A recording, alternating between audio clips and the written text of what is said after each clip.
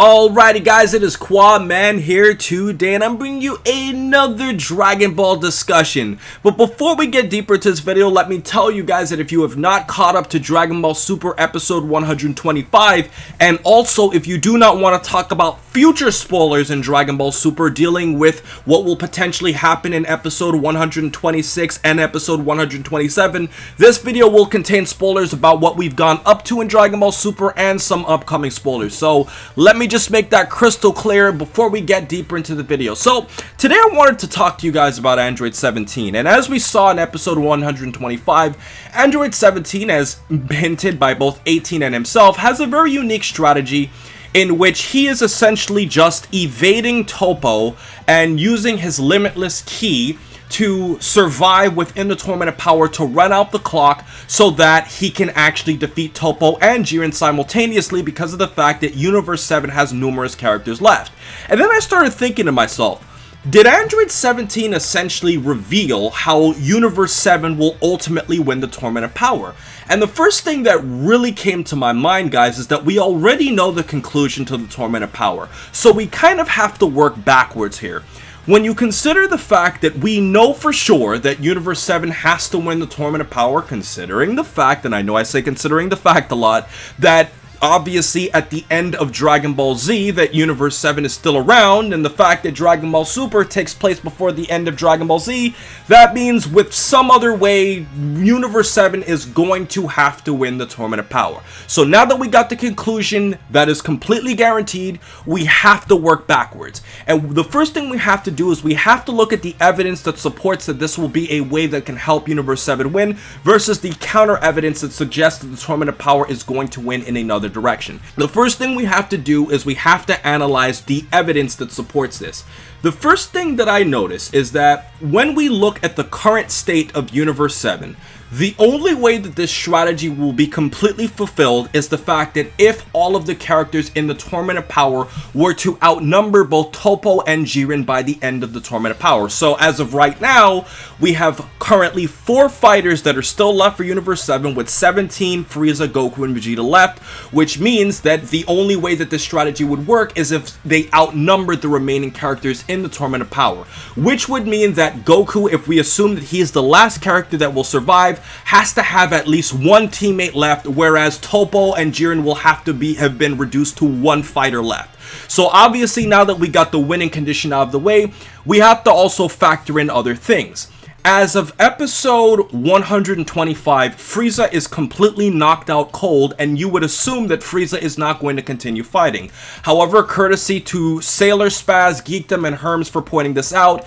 it is implied that in episode 126 that Frieza is going to be continuing the fight with Android 17 and will be using psychic powers as Android 17 is using rocks to fight off against Toppo. So it is obvious, looking at episode 125 and looking at the future, that 17 is well aware that he cannot defeat Toppo in a straight up conventional battle, and he has to use unconventional means to defeat a character that is significantly stronger than him. And we also have to consider that Vegeta is currently fighting against Jiren, but from what the episode 126 preview is showing, Vegeta is going to be fighting against Toppo too. So obviously, Toppo is going to be attracting a lot of attention from all of the fighters in the Tournament of Power to also go up against him. And we don't even know what's going to be happening to Jiren in this case, but we have to assume that Goku is probably going to be fighting Jiren one-on-one, as Vegeta is going to assist Frieza and Android 17 from what the spoilers and the upcoming preview is obviously showing. So now that we got all of that stuff out of the way,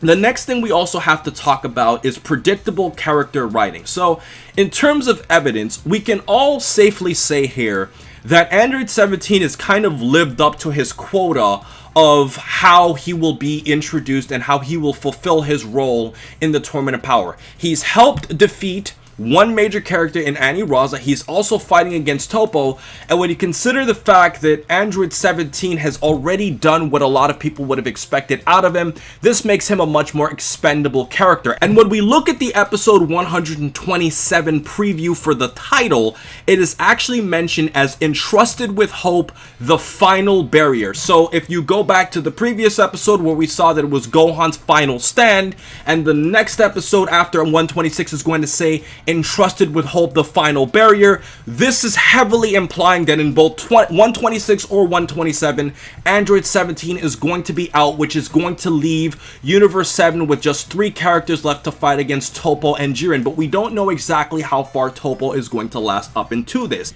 And for those of you who are also curious about how episode 127 impacts this actual strategy, we see that in this episode specifically that not only is it mentioning that Android 17 is going to be on his last stand, but it also does not mention the fact that both Toppo and Frieza are somewhat in the episode, which is implying that 126 might be the episode that actually takes those characters out. So we also have to factor in that possibility, and also factoring in the strategy of stalling, as 17, Goku, and Vegeta could also possibly use that strategy to stall against Jiren.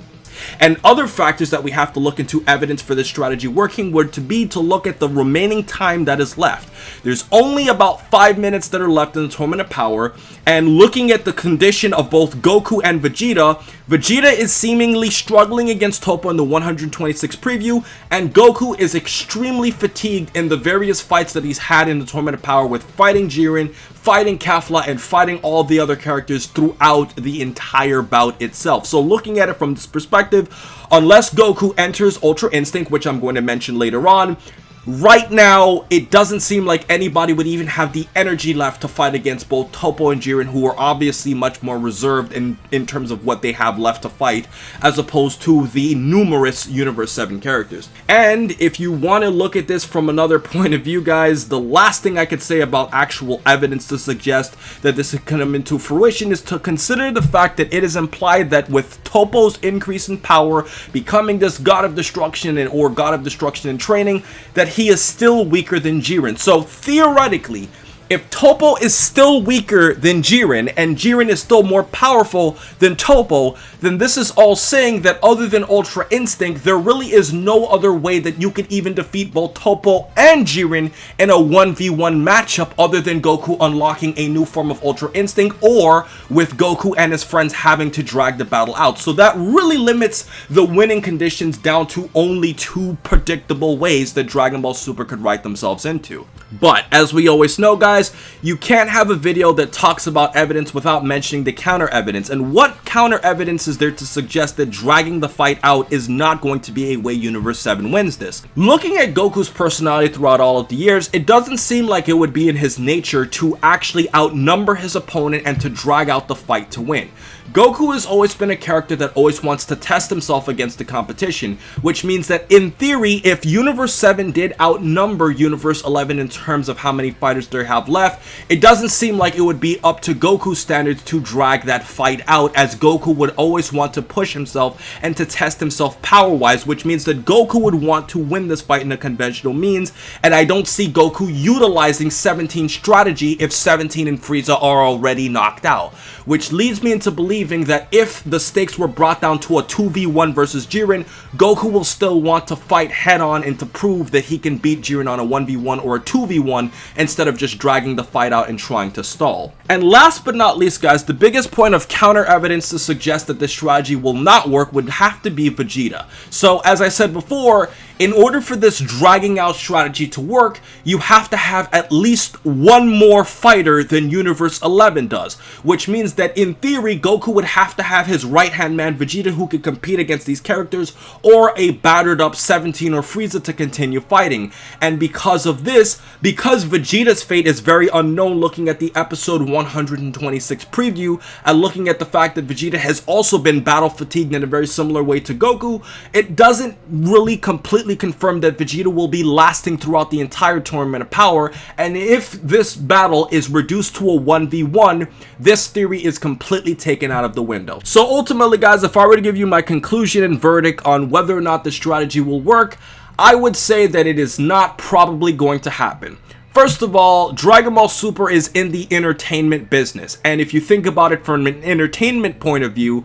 I don't see how Toei would stretch out the final 5 minutes of the Tournament of Power over the next few months of Dragon Ball Super being left on the air by just having Goku and his friends just avoid Toppo and Jiren, because that would be extremely boring to the audience, and I don't see a way that Toei would be able to do that. And when you also factor in that Ultra Instinct hasn't been reused, there also hasn't been the tension intention of reducing the amount of fighters that Universe 7 has left. I think from a tension point of view, I just don't see how this is realistic. And looking at the fate of Vegeta and possibly being lost throughout the Tournament of Power and it just being left to Goku and whatever opponent is left over, I just don't see how Universe 7 will ultimately outnumber Universe 11 when it comes to the final battle. So that's been my take, guys. I am rejecting this theory and I'm rejecting this strategy for working of how Universe 7 will have their path to victory. But I want to hear all of your thoughts in the comment section below as to how you believe that Universe 7 will ultimately prevail. So with everything else said,